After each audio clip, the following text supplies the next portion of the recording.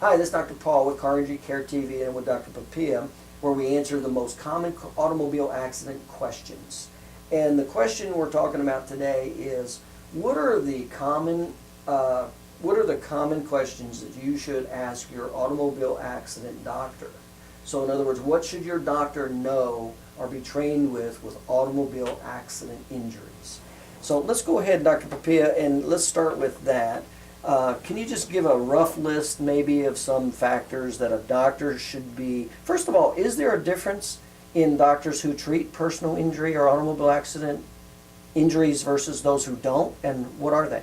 Well, for one is the experience. A doctor that works in physical medicine and has dealt with that as experience, one is going to be able to identify the type of injuries associated with auto accidents, the complications that arise from them, would understand all of the legal ramifications, and be able to help the patient much more than someone who did not deal in that or rarely dealt in that. Well, let's start with, are they qualified or do they typically see physical injuries?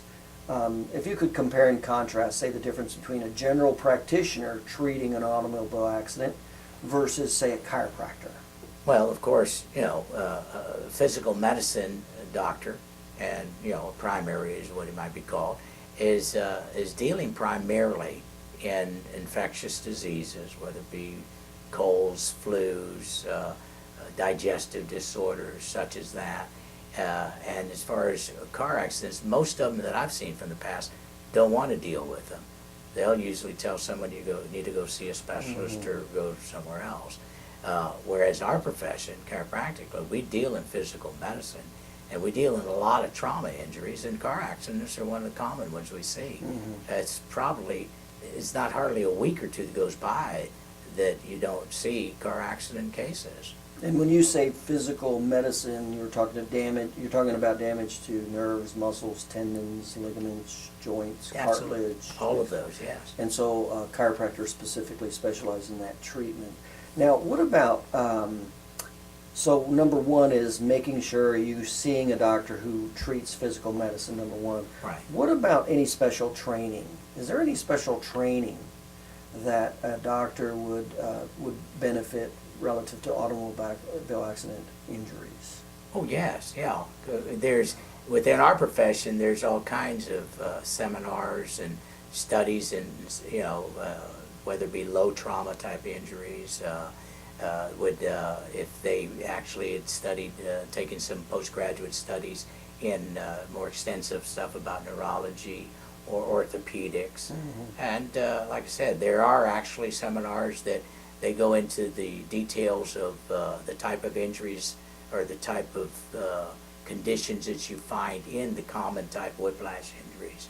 Because I suppose you not only have to know how to treat clinically these problems, but now you also have the what's called the legal aspects of automobile accidents. So does a doctor have to be? What about something called the AMA guides? What are those and how they relate to an automobile accident, and how much should a doctor know or not know about those? Well, the AMA guides have been around for quite a while. They're put together by researchers in the medical field, and what they do, they have a measuring techniques that you can use as it relates to any type of condition of the body, whether it be joint injuries, ligament injuries, muscle injuries, a loss of limb, loss of sight, brain function, nerve function. And so from that, if a doctor is trained and knows how to use those, of course, on his discipline, like, a chiropractor would be working with especially spine and joint type problems. He definitely wouldn't be working with, mental conditions or brain type things. From that, he should be trained to be able to determine from the extent of the injuries that the person had, what is left over after that person has been given the proper treatment and the time to heal to the maximum, what we call maximum medical improvement. From that, he's able to decipher from the AMA guides the exact percentage of, let's say, a loss of partial motion or pain syndrome, or partial loss of use of shoulder movement, or any of those things. So he should be trained in it, and that's going to be important that the doctor that you get has that knowledge and has had experience in using that. So that's, how important is that, by the way, that if you have an automobile accident, that your doctor is trained in the AMA Guides to Impairment Rating? I think very much important. I think tantamount to being assured that that doctor is going to be able to legally help you. Right, right. And are you trained in the Yes. AMA? Okay, so you could help, if somebody was in an automobile accident and that was a consideration, you could definitely give them impairment ratings based on the AMA Yes. Guides. What about if a doctor was willing to testify in court on the patient's behalf? Is that important? I would say so, very much so. I know I've been many times through my career that I've had to testify in court, as well as, say, depositions, what they're called, which is prior to trials, and that doctor be able to present all of the objective and subjective evidence to a jury so as to make it clear as to what the extent of this person's injuries are and how is it going to affect them in the future. So if you have a doctor who's not willing to go to court for a patient, your Not- opinion? Not good. Yeah, okay. And so you have gone to court and you're willing to go to court for your patients? Absolutely. I see, okay.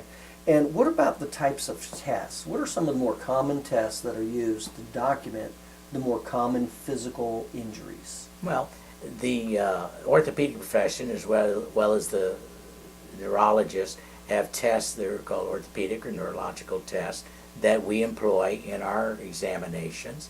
Everything from joint ranges of motion, nerve conduction, strength of muscle, function as a whole to that part of the body, spine, knees, shoulders. So you'll use all these tests to measure the patients? Yes, that's what we do. And then how about other doctors? Do you work with other doctors? No, absolutely. There's And is times. it beneficial or not beneficial Oh. for the patient to have other doctors comment on their case? Absolutely, yeah. To get a second opinion from another discipline is not Mhm.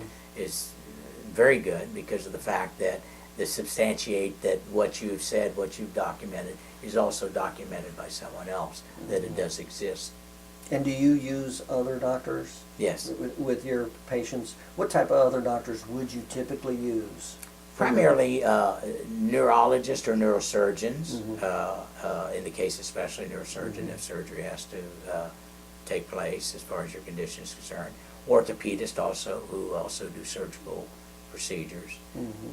And do you have relationships with these doctors? Different ones, different Okay. ones that we refer to. Okay.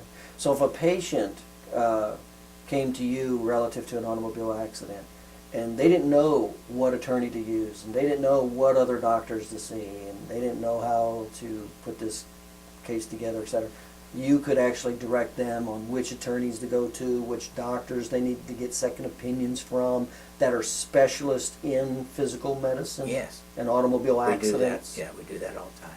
Okay.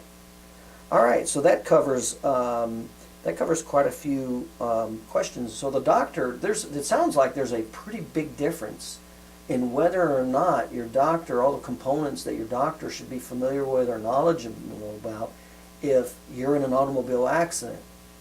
It's a whole nother, what would you say, a whole nother, not industry, but a whole nother category almost. Well, again, like most of us, I know through my years of living is that I always check out the experience of the individual. I may even ask for referrals as to who you've been, The average person wouldn't know this though.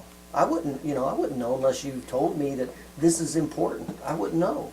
Right, that's So- true, that's true. But if you're, I guess it has to do with how much importance you put towards it. And so whoever you're dealing with, you want to make sure that, like we talked about, that they have experience, that they know how to represent you from a medical, let's say medical legal perspective, as well as whoever you choose an attorney that would be able to be competent to represent you. And so, I guess people think lightly of some of these things, with the exception of someone who were to lose an eye or Right, I mean, major. major, then they go into a whole different mode of thinking. Mhm. But when you're talking about, oh, I've got this pain in my neck or pain in my back, oh, it really hurts me to turn, or it's aching down my arm, unless it's a crippling pain, then they don't consider it that much. That's the problem with so many people. They minimize their condition, Mhm. and it's not smart, and especially in accidents. And then down the road, I guess they suffer the consequences. Absolutely. Yeah. See it all the time. Yeah. All right, very good. So those are some of the common questions you should be aware of and be asking your doctor. And again, you can ask Dr. Papia. He's at papiachiropractic.com. And we have over 50 other videos of common car injury questions and answers. And all you have to do is go to papiachiropractic.com and just look for that auto accident tab right there. Click on it, and you'll have access to over 50 other videos of common car injury questions and answers, especially the common mistakes you do not want to make that will cost you, not only clinically, but financially. So head on over there, papiachiropractic.com, look for the auto accident tab right there, and pick those videos up. We'll see you over there. You take care. Bye.